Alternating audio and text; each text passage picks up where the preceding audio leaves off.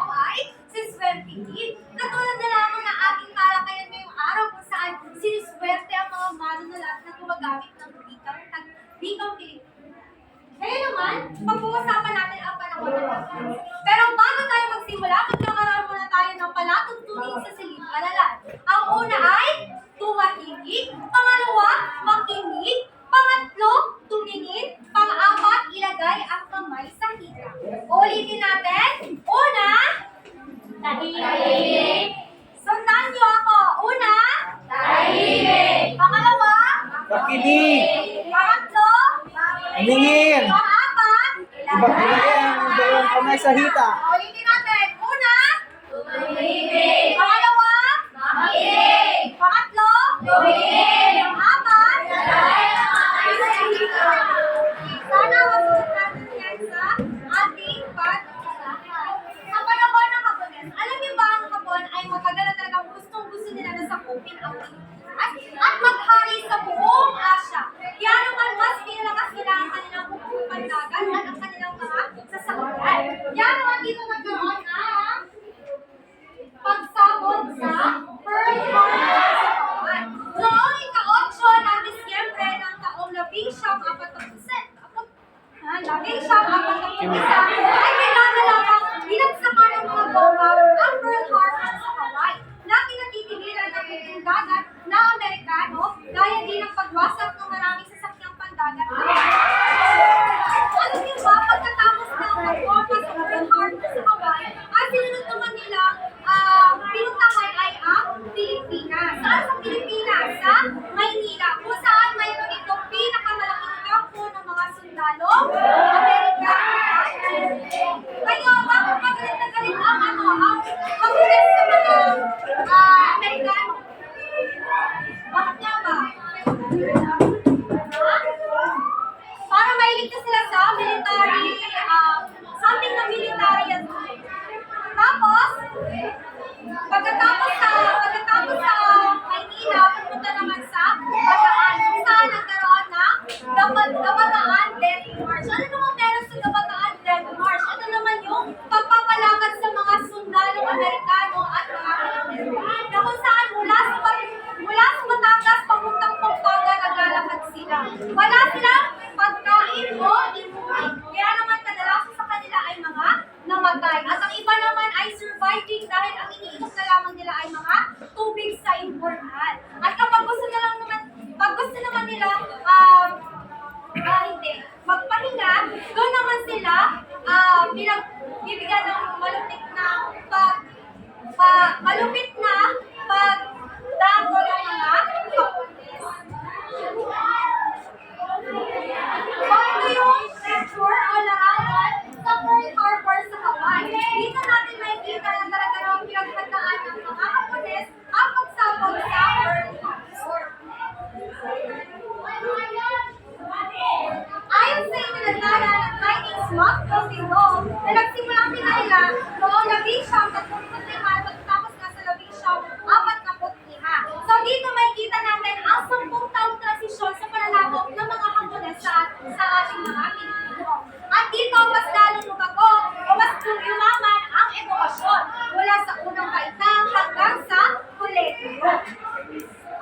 Ngayon naman, lumako naman tayo sa paninikang Pilipino noong pananakop ng Hapones. Ano nga ba ang nagbigay aliw sa paninikang ng mga Pilipino?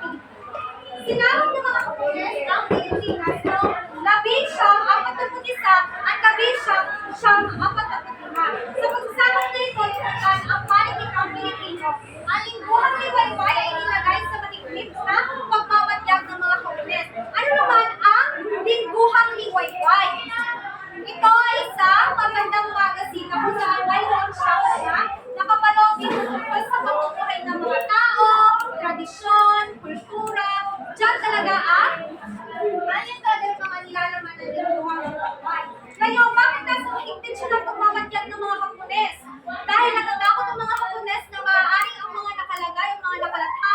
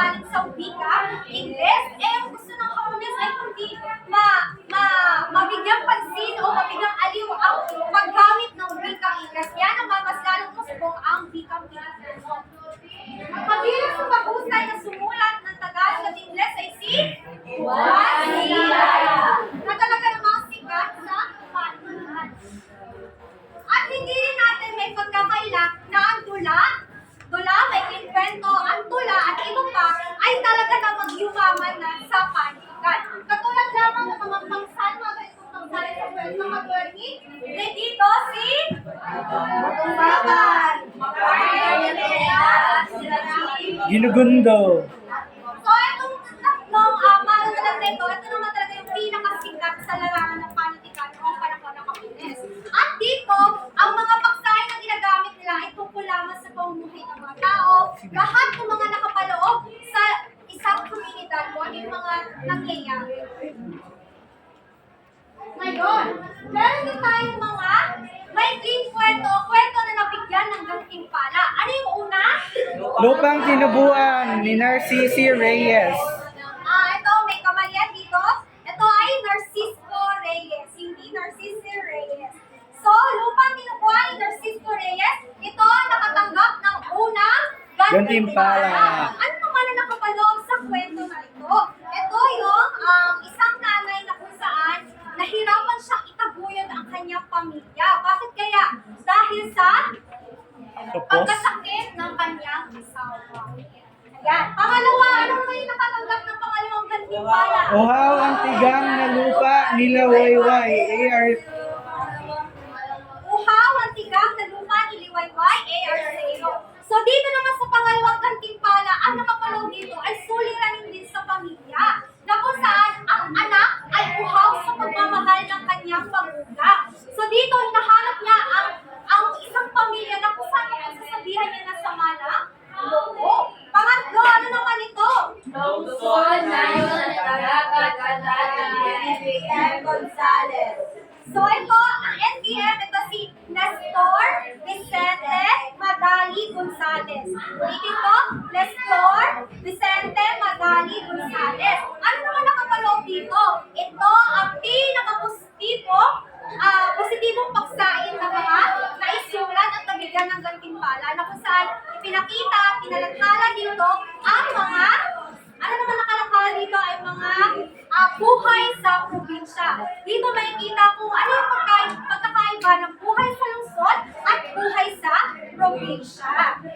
Ayan ang tatlo, magbigyan ng gantimpala ng ngayon, meron din tayong mga katangian na dapat sinusunod. Ano ang una?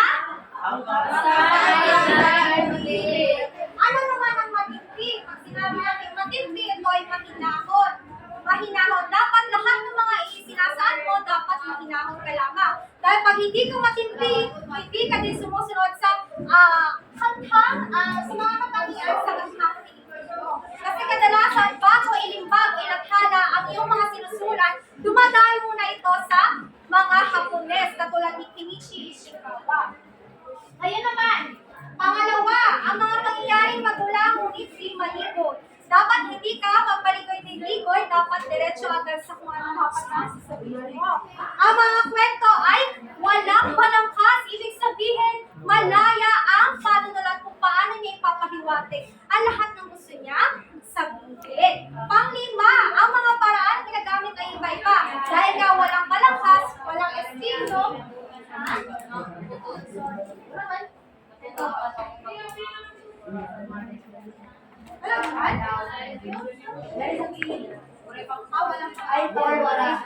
sige, isulat niyo na lamang kahit hindi na sama. Ano number 5? Number 4. Ang pang-apat.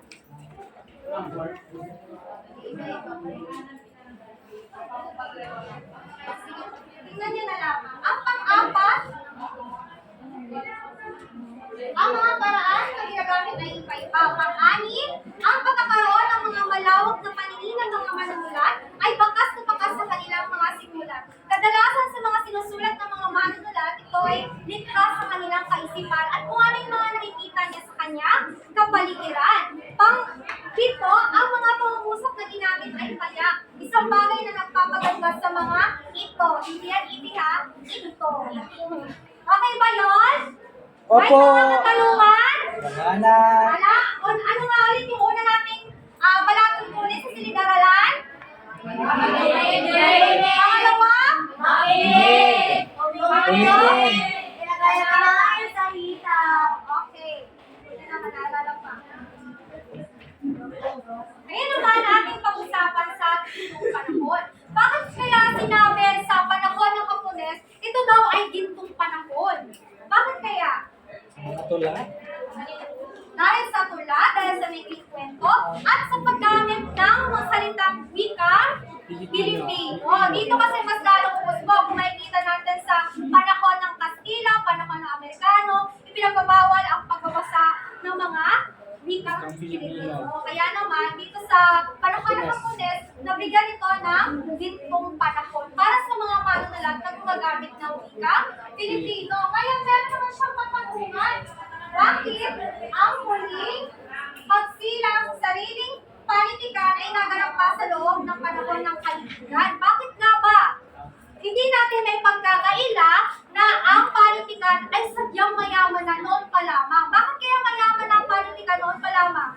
Dahil sa mga sumangkop na mga panahon, katulad ng panahon ng Kastila, panahon ng Amerikano, na siya nagbigay, naglimpag din ng counting aliw sa atin sa panitikan. Masasabi rin namang pinalad ng Allen Ritas at nakakalagaroon ng isang pinunong tulad ni Shinichi Ishikawa. Sino si Shinichi Ishikawa? Isa siyang taga-siwa o taga-suri. Ito din siya din yung naghahawak ng paglathala sa paglalahad ng panitikan. So sinabi ko na sa inyo kanina, siya yung sa gitna ng pagpamalupit ng mga Hapones, isa din siya sa mga taga-suri. Ibig sabihin, bago ilathala o bago yung pagsusulat o mga aklat, kwento, ganyan, dumadaan kay Shinichi Ishikawa para suriin kung ang lahat ba ng mga isinulat nyo sa mga paksain katulad ng mga maikling kwento, ganyan, dito makikita kung kayo ba ay sumasalungat sa pamamalakad ng mga Hapones. Kasi dapat, Shinichi Ishikawa pala. Shinichi Ishikawa. So, dito makikita natin na dapat walang propaganda sa mga sinusulat mo. Dapat ito ay maaari lamang sa loob ng kultura. Kultura na mayroon sa isang komunidad. Magkaroon din ng seminar classes na tinatawag na, anong tinatawag nun? Pasanayan ng mga manunulat. Pasanayan ng mga manunulat. Ito ang unang huling pasanayang sadyang inuukol ng mga manunulat na itinaguyod ng isang pasalabal. Naging punong tagapanayam na ito ang walang kapantay na si Lope K. Santos. Now, sino nga ulit si Lope K. Santos? Managalarayang Pilipino. Pwede din. At isa din siyang eksperto, no? At lingwistika at ama ng paggagawa. Dahil dito, hindi din naman may pagkakailan na talaga namang naging puro talaga siya na puro din siya ng tagapanayam sa pasanay ng mga tunulat dahil isa din siya sa mga eksperto. May mga katanungan? Wala. Magsimula naman tayo sa tula. Itinatagpo sa Maynila at Dramatic Philippines si Francisco Saizin at ang mga nagtapos sa Ateneo de Manila tulad ni Narciso Pimentel, Francisco Rodrigo at Alberto Capillo. Sinikap ng Dramatic Philippines na patutuan ng panlasa ang mga tao sa pamamagitan ng pagtatakal ng mga mahuhusay sa dula sa Metropolitan Theater. Dito naman, alam niyo ba na noon ay sa panahon ng Hapones, ipinagbawal ang sine o cinema. O, sinihan. Ayan, sa sinihan. Bakit nga ba? Dahil dito, ang gusto ng mga Hapones, ang paunlarin nila ay ang dula. Kaya naman halos lahat ng mga artista lumipat sa dula. So, itinatag ang Dramatic Philippines para mas lalong magkaroon ng magandang organisasyon sa dula. At ipakita sa Metropolitan Theater na talaga namang sikat sa Maynila. Ano lang Tagalog? Ano lang Tagalog ay nagtatang pumagal o pamabigay ng konting aliw sa mga mayanan. Ang mga teatrong malalaki at maliliit ay nagsipaglabas ng mga dulang maigli. Pinalagyan ng mga tao ang mga pagtatanghal sa malalaking dulaan tulad ng Avenue, Live, Manila Grand Opera at iba pa. Tanghalang dati pinagalabasan ng mga tanyag ng pelikula at artista. Dito madalas ang pinapalabas ng mga pelikula at artista.